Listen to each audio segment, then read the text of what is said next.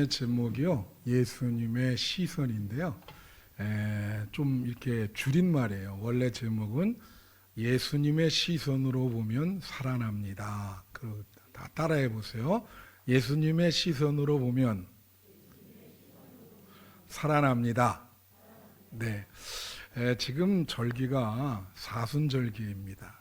원래 그래서 메시지를 사순절기에 대한 얘기를 해야 되는데 그동안 태국 단기 선교를 갔다 와서 그 간증설교 이런 거 하는 바람에 사순절 설교를 못했어요. 그래서 지금 한 두세 주 남았거든요. 그동안은 사순절에 대한 말씀을 여러분에게 들려드리려고 합니다. 이 절기가 중요한데요.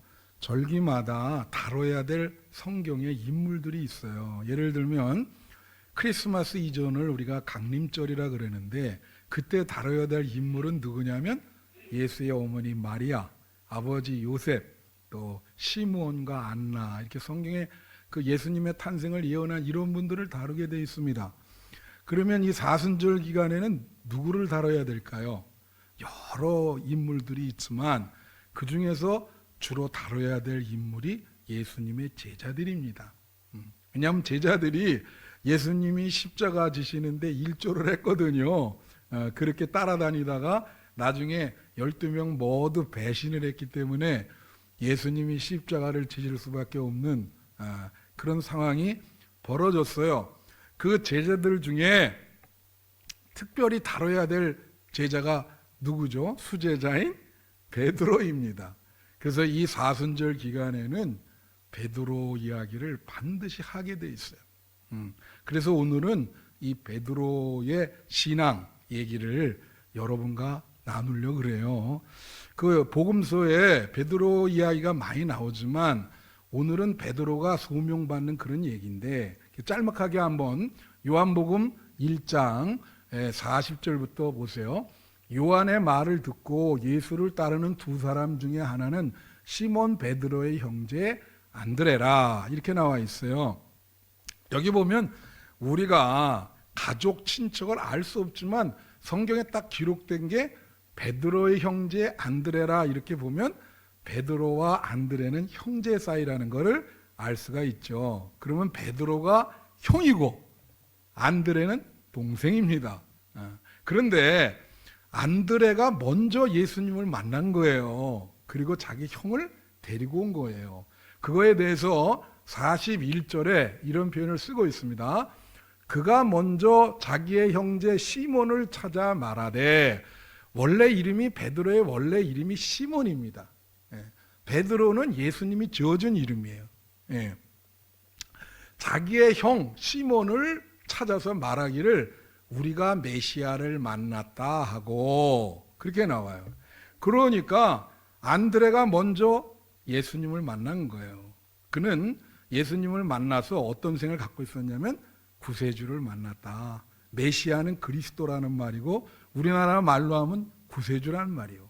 그러니까 안드레는 구세주를 만난 거예요. 그래서 너무 기뻤어요. 이거 나만 갖고 있으면 안 되지. 그래갖고 자기 형한테 간 거예요.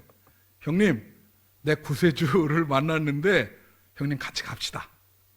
이 본문은 그걸 가르쳐주고 있는 겁니다. 그럼 이 본문 41절에 제가 여러분에게 여러분의 신앙 상태를 한번 점검하기 위해서 두 가지 질문을 할 수가 있습니다. 첫째 질문은, 여러분 예수님 만나셨어요? 만나셨습니까? 메시아 그리스도를 만나셨어요? 이 근본적인 질문이야. 그거 여러분이 평생 그 질문을 하셔야 돼. 만났는가? 그죠? 그리고 두 번째 질문은 뭐냐? 정말로 예수 그리스도를 구세주를 만났다면 가만히 있을 수가 없어요. 하나님이 살아계시고 구세주가 계시다는 것을 만나고 깨닫게 되면 가만히 있지를 못해요. 그래서 자기 형한테 간 거예요. 바로 형님, 나 구세주를 만났는데 형님도 빨리 가서 만나고 구원받으셔야 돼. 그래서 형님을 데려간 거예요. 여러분, 정말 여러분이 예수 그리스도를 만나셨다면 이렇게 가만히 계시면 안 돼요. 그 그리스도를 만난 거를 전하셔야 돼. 그리고 한 사람이라도 예수님께로 데리고 오셔야 되는 거야. 그게 너무 귀한 거라. 구세주를 만난 것이. 그래서 여러분이 예수 만난 경험을 가지시고 많은 사람한테 전하고 사람들을 데려온 그런 경험이 있으세요? 그게 없다면 여러분이 정말 예수 그리스도를 만났는가, 그거를 좀 자기 신앙을 한번 생각해 봐야 되는 거예요. 그래서 예수를 정말 만나셨다면 그 기쁨을 꼭 전하시기를 축원합니다. 그 다음에 42절에 오면 그래가지고 자기 형을 데리고 예수께로 온 거예요. 근데 여기에 베드로를, 이 시몬을 예수님이 처음 보신 거야. 그죠? 그래서 뭐라 하냐면 예수께서 보시고 이 시몬을 처음 봤어. 그 안드레의 형을 처음 본 거예요. 다 같이 예수께서 보시고. 여러분, 사람을 난생 처음 어떤 사람한테 소개받고 볼 때 여러분 마음이 어때요? 그 베드로, 요한의 아들 시몬을 데려왔는데 예수님이 뭐라 하냐면 갑자기 요한의 아들 시몬이니 장차 게바라 하리라. 게바는 번역하면 베드로라. 게바는 히브리어고, 베드로는 이제 그 헬라시 이름인데, 이 베드로라는 말은 반석이라는 말이에요. 다 같이 반석. 반석은 뭐죠? 반석은 흔들리지 않는 바위예요. 근데 사실 이 베드로를 착 보고 예수님은 아신 거예요. 왜냐하면 베드로가 이게 완전히 조변석계로 흔들리는 신앙이었거든. 정말 이거 가늠할 수 없었어요. 이 베드로, 이 문제가 크지. 이 베드로가 완전히 그래서 막 천국과 지옥을 왔다 갔다 한 사람이거든, 이 사람이. 그래, 예수님이 그걸 아는 거예요. 이 사람의 실체를 아는 거야. 그러니까 너는 시몬이라 하지 말고 반석이라 하라. 흔들리지 않아야 된다. 그렇게 얘기한 거예요. 첫 번 보시고, 예수님이 보시고 이 흔들리는 시몬을 흔들리지 않는 베드로로 명명하시는 겁니다. 자, 여러분, 제가 이제 재미나는 얘기 하나 해드릴게. 이번에 태국 단기 선교 갔잖아요. 그래서 이제 우리 공항에 들어가서 따로 할 일도 없고 그래가지고 이제 게이트에 일찍 간 거예요. 우리 가서 이제 어떤 분들은 들어놓을 건데, 나는 가만히 앉아 있는데 갑자기 어떤 미국 사람이, 나이도 나랑 비슷해요. 근데 나한테 와서 말을 거는 거예요. 그래서 난 깜짝 놀라. 그 말을 건데 딱 오더니 그게 뭐 얘기냐면, 여기 이 의자, 그 게이트 앞에 사람들 앉으라고 하는 의자가 있잖아. 그 의자에 패딩이라 그러죠. 여기 오늘도 패딩 입고 추워서 입고 오신 분들이 있는데, 그 겉 패딩이 거기 의자 위에 하나 이렇게 있는 거야. 그리고 우리 보통 그런 거 있으면 신경 쓰지 않잖아요. 그죠? 여러분 그런 거 신경 써요? 신경 안 쓸 것 같은데. 근데 이 사람은 미국 사람이라 신경을 쓰는 거예요, 거기다가. 그럼 나한테 뭐라 하냐면, 자기가 오늘 굉장히 일찍 왔다는 거야. 근데 한 3시간을 그걸 바라봤는데 아무도 그거에 대해서 얘기하는 사람도 없고 와서 가져가는 사람도 없고 그렇다는 거야. 아마 이걸 두고 잊어버리고 가지 않았나. 그 가가지고 공항 직원한테 신고를 했는데, 공항 직원이 그러더래. 너 쓸데없는 거 신경 쓰지 마라. 그냥 놔두라고. 그 왜 신경을 쓰냐. 자기는 신경이 쓰인다는 거야. 그러면서 아마 그거 이 머릿속에 잊어버리지 않았는가. 그래서 그렇게 얘기를 해. 근데 내가 옛날에 어떤 한국에 온 외국인 그 유튜브를 보다가 한국에 이해할 수 없는 몇 가지라는 게 있더라고요. 그래서 이 사람이 한국에서 뭘 했나 했더니, 이분이 공항이나 어디에 갔는데 한국 사람들이 이 핸드폰, 이 스마트폰을 두고 화장실을 가더래. 근데 외국, 만약에 유럽 같은데 그렇게 하면 그냥 없어집니다. 저도 경험이 있거든요, 그게. 근데 그래서 제가 봤다는 거야. 근데 한국 사람은 아무도 그걸 안 가져가고 이 사람 또 웃으면서 온다는 거지. 그런 걸 내가 봤거든. 그래서 내가 그 사람한테 그랬어요. 미국 사람한테. 야, 우리는 너네랑 달라가지고 우리는 그렇게 두고 다녀도 신경 안 써. 가져가는 사람 없어. 일종의 우리 문화다. 그랬더니 눈이 이만해져요. 진짜야? 예.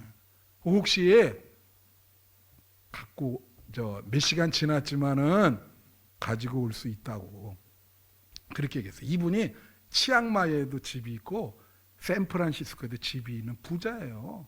얘기를 들어보니까. 겨울에는 치앙마이 가서 살고 15년 됐대. 그리고 여름에는 샌프란시스코에 가서 사는 거야. 예. 그런 사람이 왜 이런 걸 신경 쓰는지 난 모르겠는데 그렇게 얘기를 해요. 근데 내가 그걸 얘기하고 나서 우리 김원규 장로님 여기 계신데 김원규 장로님 얘기하다가 또 김원규 장로님 색다른 해석을 내놓더라고. 그게 뭐냐 하니까 요즘 왜 이게 날씨 차이가 있잖아요. 치앙마이는 덥습니다. 한국은 겨울이에요. 그러니까 패딩 중에 싼 거를 사가지고 한국에 공항에 올 때는 그걸 입고 왔다가 이제 태국은 더우니까 그 싸니까 그걸 버리고 간다는 거야. 요즘은 그렇대네. 그래서 아마 목사님 저거 버린 걸 거라고. 그게 색다른 해석이었어요 또. 그래서 지금 세 사람이 그거에 대해서 해석이 다 달라. 미국 사람은 잊어버렸을 것이다. 나는 뭐라 했냐면 그거 그냥 두고 그게 한국 습관이니까 언제라도 다 믿고 그렇게 하는 거다. 김원규 장로님은 이거 버리고 간 것이다. 자, 여러분 한번 물을게요. 택일 했어요. 어느 게 맞을까? 팩트가 뭐예요? 사실이? 사실은 알 수가 없어. 어떻게 알아 그거를? 거기 그거 가지고 밤새고 그럴 수도 없는 거고. 우리는 이런 식인 거예요. 자, 보세요. 우리가 어떤 사건과 사물을 볼 때 우리가 자라온 그게 있거든. 그걸 선입견이라 그래. 그걸 무시할 수가 없어요. 그죠? 그걸로 우리는 어떻게 해요? 모든 거를 판단하고 해석합니다. 근데 그게 우리 삶에 영향을 줘요. 예를 들면 길거리 가는데 꽃이 있다 보세요. 그러면 한의사 같은 경우는 그 꽃을 어떻게 보냐면 야, 요거 어디 병에 좋을까 이 꽃이. 그래서 어떤 치료의 재료로 이렇게 바라보지요. 예를 들면 이 사람이 찻집 주인이다 그러면 야, 이 꽃을 차로 하면 얼마나 좋을까 그렇게 바라보고. 화가 같은 경우는 어떡하죠? 이걸 보고 상상을 해서 예술적인 어떤 그 그림을 그리려고 그러고, 시인은 이거 보고 시상을 떠오른단 말이에요. 요리사 같은 경우는 이걸 보면서 야, 이 꽃을 좀 이렇게 소스로 만들어 가지고 뭐 요리 재료로 볼까 그렇게 얘기하는. 에픽테투스라고 하는 그 유명한 그 노예 철학자인데 이 사람이 이렇게 얘기했어요. 인간은 말이죠, 사물 자체보다 그 사물을 바라보는 관점으로부터 고통을 많이 받는다. 그러니까 이 사물은 상관없는데 그걸 내가 어떻게 생각하냐에 따라서 내가 고통을 받는다는 거예요. 받을 수도 있고 안 받을 수도 있고. 예를 들면 이거예요, 여러분. 이 언덕, 이 비탈길이 있어. 근데 밑에서 보면 뭐가 되냐면 오르막길이 되는 거예요. 근데 위에서 보면 뭐죠? 내리막길. 그러니까 똑같은 건데 거기에 긍정과 부정이 있어. 근데 여러분이 신앙이 그 어떤 상상이라고 이렇게 번역하는 분도 있거든요. 그런데 이게 뭐냐면 이런 거예요. 어떤 그 사건과 상황을 보고 여러 가지 의미를 깨닫는 사람이 있어요. 이건. 그리고 하나님도 당신이 어떤 뜻을 계시할 때 사인을 보내거든요, 우리한테. 그건 다 사건과 상황, 그걸 통해서 사인을 보내는 거예요. 근데 그 사인을 잘 보고, 지금 하나님이 이렇게 말씀하시는구나, 이렇게 깨닫는 사람도 있고, 그런 어떤 사건과 상황이 많은데도 전혀 못 깨닫는 그 의미를 전혀 모르는 분들이 있어. 그런 일이 이렇게 보는데 그냥 전혀 너무 이게 무지한 거죠, 이게 이런 거에 대해서. 그래서 중요한 게 뭐냐면 우리가 어떤 시선으로 어떤 사건과 사물과 상황을 바라보겠는가, 이게 신앙생활에서 굉장히 중요한 겁니다. 예. 그런데 그럼 이게 내 시선으로 보잖아요, 모든 거를. 아까도 얘기했지만 나는 뭐가 있어요? 내가 어렸을 때부터 지금까지 형성되어 온 나의 어떤 그 정체성이라든가 나의 견해라든가 그런 게 있기 때문에 이게 선입견이 될 수가 있거든요. 그래서 내 시선으로 모든 것을 보면은 잘못하면은 이게 어떻게 되냐면 틀릴 수도 있고, 또 이게 이렇게 돼요. 내가 하면 로맨스고 남이 하면 불륜이다. 그런 식의 자기중심적인 해석이 돼버릴 수가 있어요. 근데 남이 또 볼 수가 있거든. 그죠? 내가 나를 보는 것도 있고 남이 나를 보는 게 있어요. 여러분, 사람이 타인이 여러분 보잖아요. 그죠? 지금 베드로를 예수님 앞에 데려왔잖아. 이렇게. 예수님이 딱 보셨잖아. 근데 이건 좀 객관적이죠. 그래도 다른 사람이 보니까 자기가 못 느끼는 걸 느낄 수가 있는데, 그래도 이것도 오류가 많아요. 여러분, 왜 오류가 많을까? 여러분, 사람 실체 본 모습은 잘 알 수가 없습니다. 이 마키아벨리라는 사람이 이런 얘기했어요. 당신의 겉모습을 본 많은 사람들은 그 당신의 실체 모습을 보는 사람, 그러니까 당신의 겉모습을 본 많은 사람들 중에 당신의 진짜 실체를 인지하고 볼 수 있는 사람은 극히 소수에 불과하다. 알 수가 없다는 거예요. 이거는 말이에요, 요새 우리 정치가가 있잖아요. 이 정치 분야에서 더해요. 그 한나 아렌트라고 하는 유명한 여성 정치학자가 있는데, 이분이 이런 얘기를 했어요. 특별히 정치 분야에서는 정치가의 실체, 그 모습과 겉모습과 구분할 길이 없다. 정말 저 사람이 진짜 저게 본 모습인지 그걸 알 길이 없다는 거예요. 그러니까 사람들이 그냥 현혹하죠, 다. 그러니까 어떻게 하면 그 사람의 실체 모습을 알 수 있을까? 이게 숨겨 있기 때문에 잘 드러나질 않아요. 근데 이게 가끔 드러날 때가 있어. 근데 그 순발력이 있어야 되는데 그게 안 되죠. 그러니까 사람은 속과 겉이 다르기 때문에 다른 사람이 그래서 좋은 소문이 났다. 그렇다고 그 사람을 좋다고 생각하시면 안 돼. 경험을 못 해봤기 때문에. 나쁜 소문이 났어요. 그래서 저 사람 나쁜 사람이다. 이렇게 하시면 안 돼. 자기가 경험을 못 해봤잖아. 그 실책을 우리가 어떻게 할 수가 있어. 그러니까 다른 사람이 보는 이것도 오류가 많아요. 근데 진짜 오류가 없는 건 뭘까요? 여기 나왔어요. 그거는 예수님이 보는 겁니다. 예수님은 여러분을 정확히 아세요. 믿습니까? 아니 솔직히 하나님 앞에 뭐 어떻게 숨길 수가 있어. 여러분이 무슨 담요를 쓴다 그래도 하나님이 다 알지. 그게 하나님의 시선이고 예수님의 시선이야. 그렇지 않습니까? 어? 근데 그 하나님의 시선, 이 예수님의 시선은 여러분을 어떻게 하냐? 살릴라 그런단 말이야.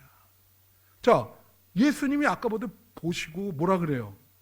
너는 10원이라 하지 말고 이제 반석이라 하라. 그럼 베드로를 한번 볼까요? 이 베드로는 어떤 사람이냐면요. 야, 정말 어떻게 이럴 수 있을까? 사실 이런 경우가 있었잖아요. 예수님이 이제 나는 그 십자가 진다 그러니까 뭐라 그래요? 예수님, 저 베드로가 뭐라 그래요? 다른 사람은 다 배반을 해도 결코 나는 배반하지 않습니다 하고 맹세를 했어. 그래 놓고는 어떻게 됩니까? 제일 먼저 3번 부인을 하고, 그냥 부인한 게 아니라 저주하면서 부인했습니다. 내가 저 사람을, 우리나라 말로 하면 내 저 사람을 알면은 내 손에 장을 짓는다, 이런 식이야. 야, 그러니까 이게, 근데 이 백미가 있어요. 여러분, 마태복음 16장 거기 그 16절 이하에 보면 이제 그 뭐라고 나오냐면 두 사건이 동시적으로 일어나거든요. 예. 근데 뭐라 그러냐면 그 16절 이하에서는 예수님이 그래, 너희들은 나를 누구라 하느냐? 그렇게 물어봐요. 세상 사람들은 이렇게 얘기하는데 너희들은 나를 누구라 하냐? 그러니까 베드로가 뭐냐면 이렇게 얘기하는 거예요. 주는 그리스도시요 살아계신 하나님의 아들입니다. 야, 이렇게 정확히 신앙 고백하는 사람 봤어요? 그죠? 예수님이 감동이 된 거야. 그러니까 그 자리에서 뭐냐면 천국의 열쇠를 주는 거예요. 너는 천국을 열고 닫을 수 있는 권세를 너한테 준다. 대단한 거잖아요. 그래서 여러분 이스라엘에 가시면 그 갈릴리 호숫가 옆에 그 교회 성당 보셨어요? 거기 있는데 끄덕끄덕 하시네. 가봐야 알아. 거기 일대부터 지금까지 교황 사진이 걸려 있어. 근데 그 일대에 베드로, 일대가 베드로야. 카톨릭이 그렇게 하는 거는 그 기절, 내가 너에게 천국의 열쇠를 주겠다. 그게 그래서 일대 교황이 되는 겁니다. 근데 카톨릭은 그 다음 기절을 못 봐. 바로 그 요 기절이야. 같이 나와요, 이게 그 이후에. 그래서 뭐냐면 22절, 이게 뭐냐면 21절에 예수님이 십자가를 지신다 그래, 제자들 앞에서. 그러니까 베드로가 뭐냐면 베드로가 예수를 붙들고 항변하여 이르되 주여 그리 마옵소서, 이 일이 결코 주께 미치지 아니하리다, 이렇게 얘기를 한 거예요.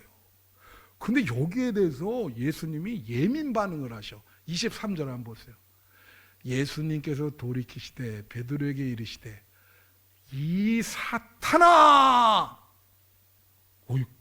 천국의 열쇠를 주시더니 5분 후에 사탄이래. 어떻게 할까 이거? 그죠? 뭐라냐면 이 사탄 새끼, 이거 너 내 뒤로 물러가, 가라. 그러면서 뭐라 하냐면 너는 나를 넘어지게 하는 자라다. 예수님을 실족시킨다는 거예요. 예? 사람을 실족시킨다는 거예요. 그러면서 뭐라 하냐면 네가 하나님의 일을 생각하지 아니하고 사람의 일을 생각하는 거예요. 너는 왜 하나님의 일을 생각하지 아니하냐? 내가 하나님을 위해서 십자가를 져야 되는데 사람의 일을 생각하냐? 이런 심한 말을 하셨어요. 그러면 여러분, 베드로의 문제는 뭘까요? 베드로의 문제는요, 이걸 쫙 복음서 읽어보면 우리 신앙의 본질을 제대로 이해하지 못하는 데에 있어요. 신앙의 본질이 뭡니까? 지금 사순절인데 예수님의 십자가입니다. 그걸 통해서 우리를 구원하신다는 것이 신앙의 중심이고 본질이에요. 우리 뒤에 그래서 뭐가 있어요? 십자가가 있어요. 근데 그거를 이해를 못하네. 그러니까 자꾸 좌충우돌 왔다 갔다 하면서 부인했다가 또 막 이랬다가 그걸 이해를 못하니까. 여러분, 예수님의 십자가가 여러분 마음에 있어야 돼요. 그리고 그게 사순절의 본질이고 기독교의 본질이고 그거에 우리가 중심입니다.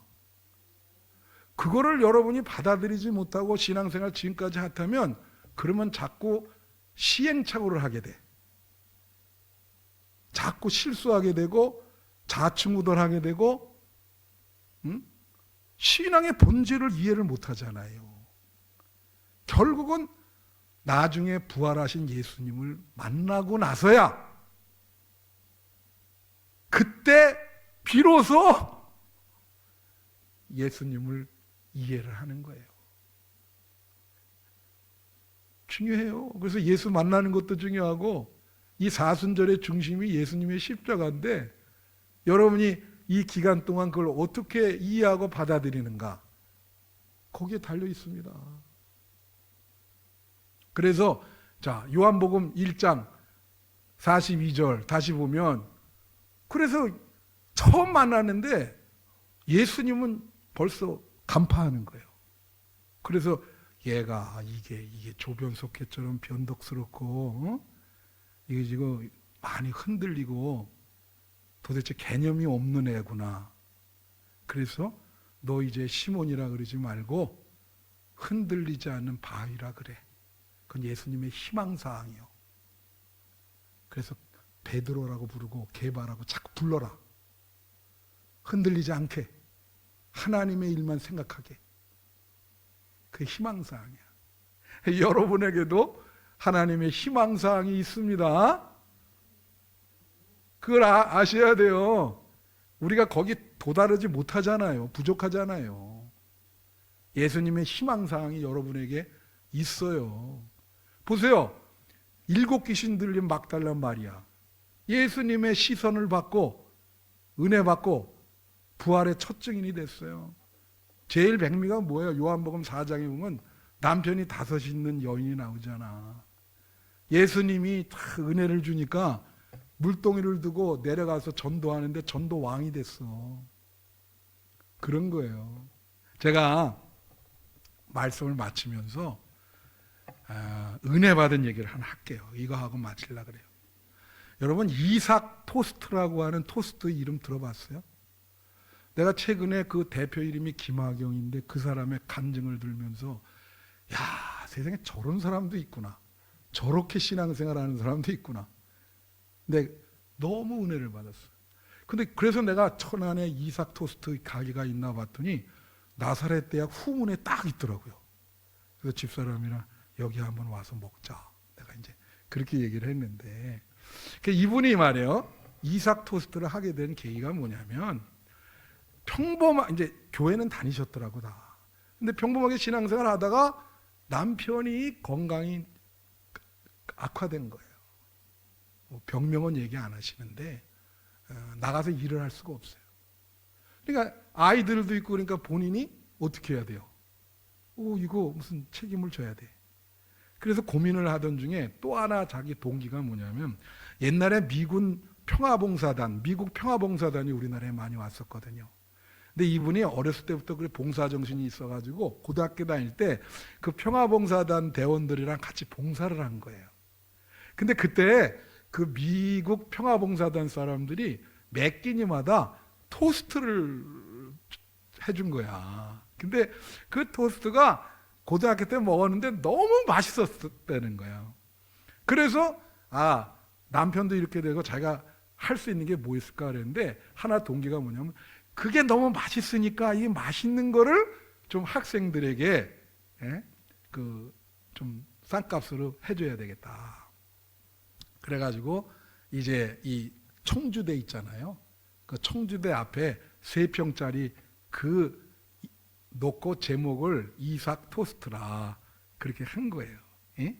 그런데 열심히 그걸 하니까 결론만 얘기하면 뭐 아침 7시부터 새벽 1시까지 하는데 전국에서 몰려오는데 그거 하나 먹으려면 2시간 기다려야 돼. 예. 그런데 학생들한테도 잘 이렇게 하는데 그분 얘기가 그래요. 하나님이 돈을 쓸어주는데 하늘에서 눈송이 내리듯이 그렇게 내려주시더라는 거야. 이야, 대단하지 않아요? 그래갖고 이분이 그 이삭 토스트 거기다가 성경 기절을 넣었어. 그 봉지 있고 앞에. 그게 뭐냐면 창세기 26장 12절부터 13절이에요. 이게 이삭 토스트잖아요. 그래서 이게 뭐야? 이삭이 그 땅에서 농사하여 그해 100배나 얻었고 여호와께서 복을 주심으로 13절. 그 사람이 창대하고 왕성하여 마침내 거부가 되었다. 거부가 됐다. 그걸 넣었어. 근데 내가 얘기하려면 이게 아니에요. 이분이 너무 그렇게 하다 보니까 돈도 좋은데 건강에 이상이 생긴 거야. 도저히 할 수가 없는 거야. 그래갖고 7년을 쉰 거예요. 그래서 이걸 그만둬야 되겠다. 7년을 쉬었어. 몸을 치료해야 되니까. 근데 어느 날 자기 사는 아파트에서 이렇게 내려오는데 그 아파트 입구에서 어느 그냥 허르스름한 부부가 좌판을 깔아놓고 액세서리 같은 이상한 거 살 수도 없는 그런 거를 팔고 있더래. 그래서 이분은 아니 왜 여기서 이거 됩니까? 했더니 망해가지고 마지막까지 몰렸는데 애들도 있고 그래가지고 끼니도 굶고 그래가지고 어떻게 할 수가 없어가지고 이렇게 집에 있는 거 이런 거 가져와서 지금 이렇게 팔고 있다 그러니까. 근데 다 같이 예수님의 마음, 예수님의 시선, 그거는요 하나님이 주셔야 돼요. 갑자기 그냥 너무 이거 안 됐다. 그런 생각이 드는데 밤에 잠이 안 오는 거예요, 이분이. 그 사람들 생각해서 매일 거기 자판 깔고 있으니까 만날 거 아닌가. 오늘 밥을 먹었겠나, 저거 자식들은 어떻겠나. 전혀 색판 모르는 사람이에요. 근데 그 예수님의 마음, 예수님의 시선을 줬어. 그래서 그 사람에게 그게 1990년도 그 말 되는 건데 뭐냐면 설득을 해요. 내가 옛날에 토스트 가게를 했는데 그 레시피란 걸 다 가지고 있다. 그러니까 내가 가게를 내줄 테니까 하겠느냐. 아니 그걸 안 할 이유가 없죠. 그 8천만 원을 가게를 사준 거예요. 이러면 안 놀래죠? 전혀 상관도 8천만 원이면 그때 집 한 채입니다. 그냥 면식도 없는 사람을 봐가지고 불쌍하다고 대전에 그 8천만 원으로 가게 얻어주고 재료 다 대주고 레시피 다 대주고 그러니까 이 사람은 진짜 뭐라 그럴까? 그 맛도 있잖아요. 이게 엄청 몰린 거예요. 거기 하루아침에 이 완전히 끼리도 굶은 사람이 완전히 돈방 속에 앉은 거야. 그 소문이 날까요? 안 날까요? 나죠. 그러니까 어려운 사람들 있잖아요. 파산한 사람들. 이 사람들이 물어 찾아온 거예요. 이 사람은 이삭 토스트라고 하는 이 프랜차이즈를 낼 생각도 없었던 거예요. 사람들 자꾸 그 어려운 사람들 찾아오니까 그래요? 그러면 이어져. 해서 재료 주고 레시피 주고. 처음에는 믿는 사람에게만 한했어요. 자기가 믿는 사람이니까. 나중에는 그것도 없애시고. 이런 식으로 해가지고 전국에 900개가 된 거예요. 그리고 싱가포르, 대만 이런 데도 진출했어. 그래 1년 매출이 2,200억이야. 처음에는 그 로얄티도 안 받았어. 근데 그 사람들이 이 대표가 너무 그러니까 본사도 잘 돼야 자기네들이 공급을 받잖아요. 그러니까 자기네 스스로 모여가지고 이 돈 좀 제발 받으시라고. 여러분 그런 사람 봤어요? 대단한 사람이요. 그러니까 하나님이 마침내 거부가 돼서 100배 수확을. 그 예수님의 시선으로 본 거지. 그 처음에 그 사람 1호점. 아유, 저 안타깝다. 그걸 보고 잠을 못 자고 저 사람 살릴 길이 뭐가 있겠는가. 여러분, 지금 어려움 계시면 예수님의 시선, 하나님의 시선이 받아들이시기 바래요. 하나님과 예수님 여러분 살리기를 원해. 동시에 여러분도 신앙생활 잘 하셔서 그런 사람들을 볼 때 예수님의 시선으로 바라보시기를 축원합니다. 마치 탕자를 아버지가, 그게 하나님의 마음이거든요. 탕자를 바라보는 그런 마음, 그 주셔야 돼. 하나님이 그런 거를. 그러면은 복을 받게 돼 있어요. 그냥 다 이렇게 주는데도 하나님이 다 걷어서 갖다 주잖아요. 우리 성도들이 그렇게 돼야 되는데, 자, 예수님의 시선으로 보면 사람을 살립니다.